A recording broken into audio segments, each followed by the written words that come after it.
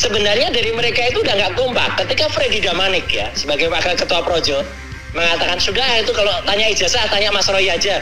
Ya berarti mereka percaya saya dong. Kemarin itu lucu-lucuan aja kalau para termul itu ya Budiari, kemudian juga Freddy Damanik, siapa lagi tuh ya yang kemudian bilang kalau dia diperlihatkan ijazah itu ya ketawain aja tuh lagi main Sri Mulat Mas. Sri Mulat aja kalau lucu ini.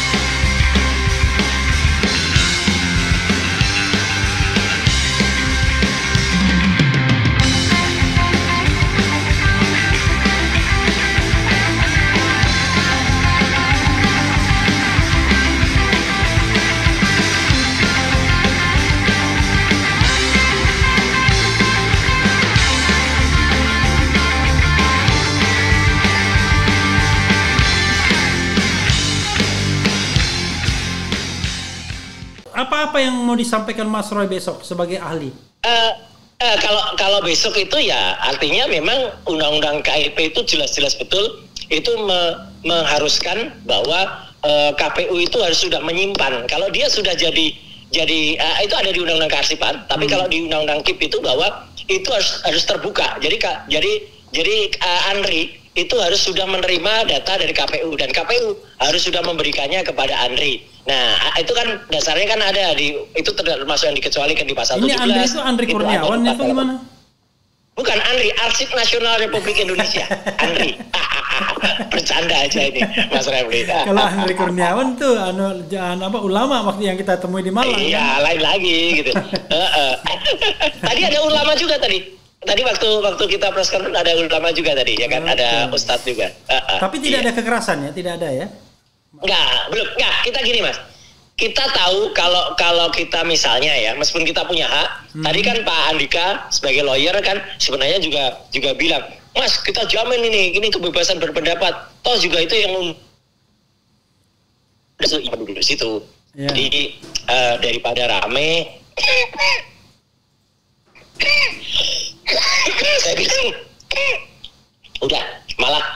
Kalau di situ mungkin nanti wartawan nggak banyak datang, ya mendingan kita di rumah makan aja. Kalau di rumah makan kan wartawan pasti datang, gitu loh. Ya ramai juga dan ada di Jalan Colomadu pasti meriah lah gitu.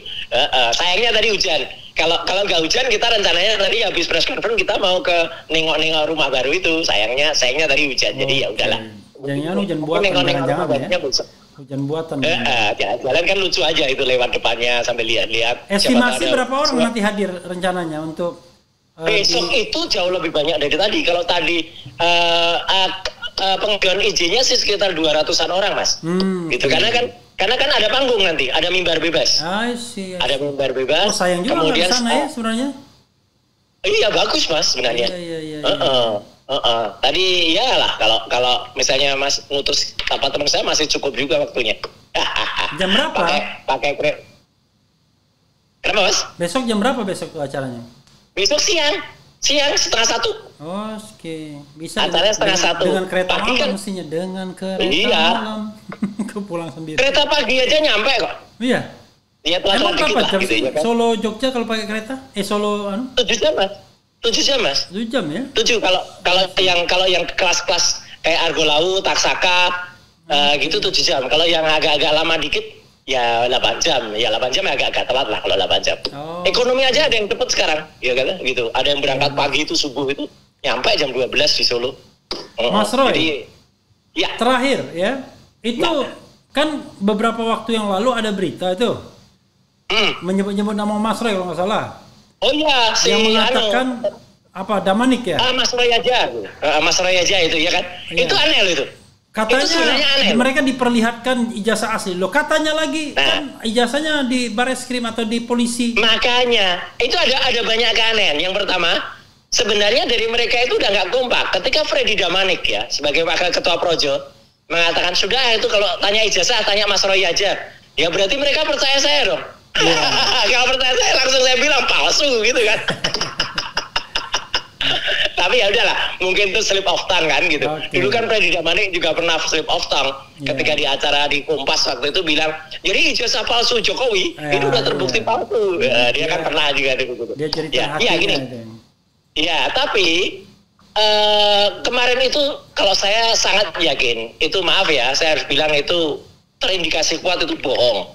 Kenapa bohong? Satu, tadi Mas Refli pun juga bilang, dan kita juga tahu bahwa sebenarnya kan ijazah itu posisinya katanya sekarang lagi ada diperiksa di Puslap 4, ya kan? Di polisi lah pokoknya, dia pihak yang pokoknya ketika kita minta di mana-mana, bahkan bukan hanya ijazah asli kan, yang katanya asli lah gitu.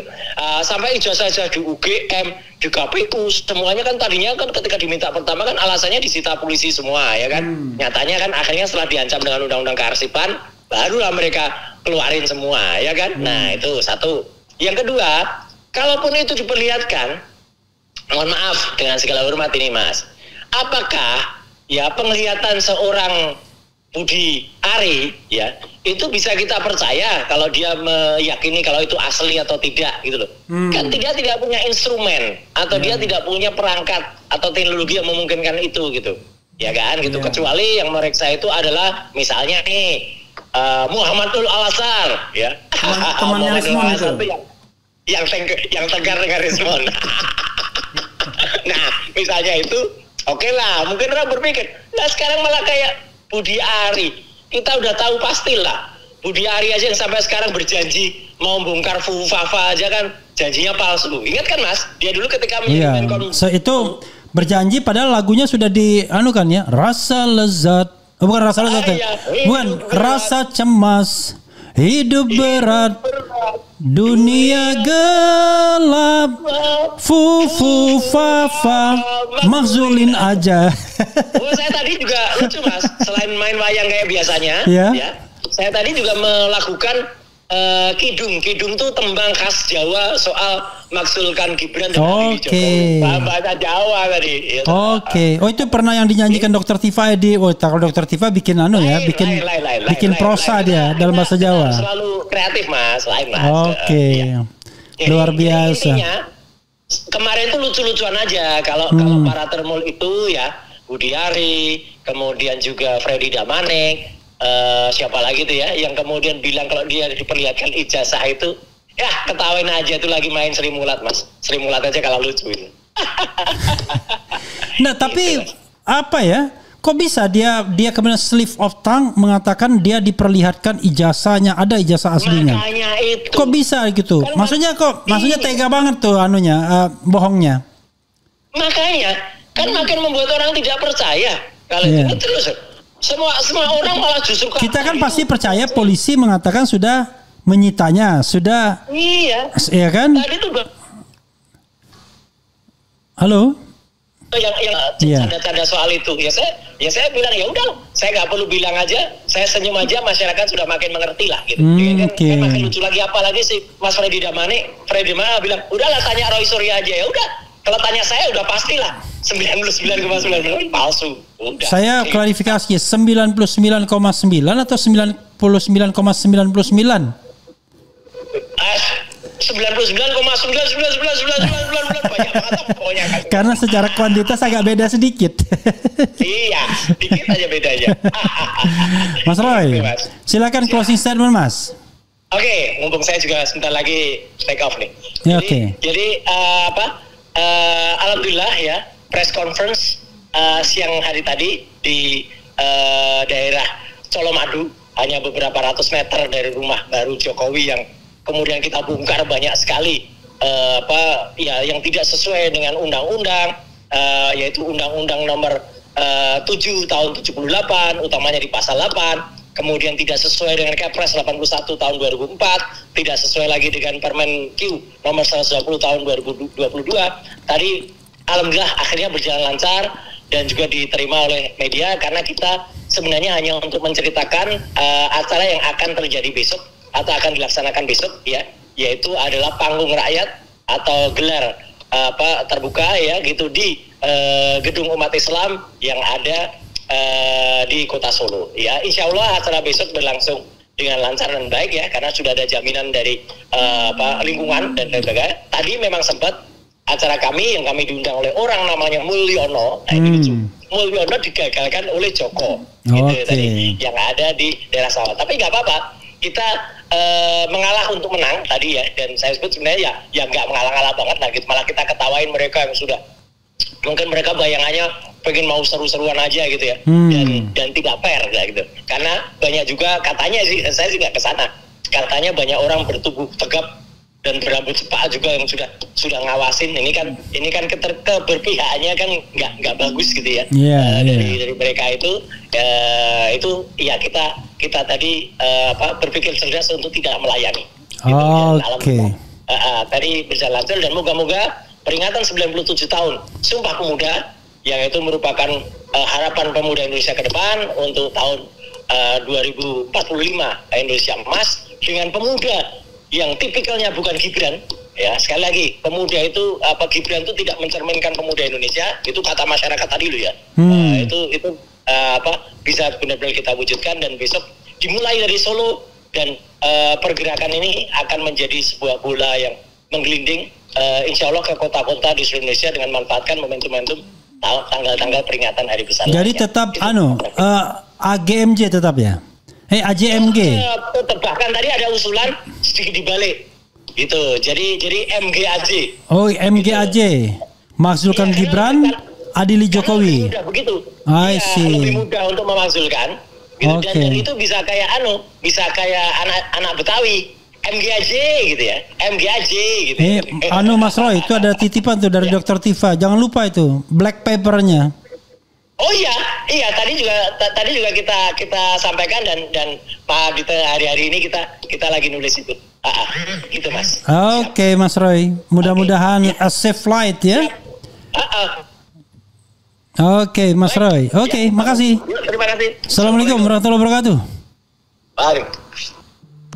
Ya, sobat sekalian, dengan Roy Suryo, dia mau take off ke Jakarta, kelihatannya dari bandara di Solo. I don't know exactly apakah di Sumarno ataukah di Ponorogo. Kok Ponorogo sih? Apalah yang jauh dari Jogja itu. Dia ke Jakarta karena mau jadi ahli besok. Sidangnya jam berapa? Jam 10 tadi ya bilang. Ya, jadi sobat sekalian, di Solo ada ada peringatan Sumpah Pemuda di Gedung Umat Islam. Kemudian di Jakarta ada sidang KIP. Roy Suryo pulang ke Jakarta. Mudah-mudahan ya kita bisa memberitakan hal-hal ini ya, sekaligus analisisnya dari RH. Itu saja saudara sekalian, mudah-mudahan cuaca politik terus membaik ya kan, dan kemudian masalah-masalah bisa kita selesaikan secara baik. Wassalamualaikum warahmatullahi wabarakatuh. Keren, cerdas.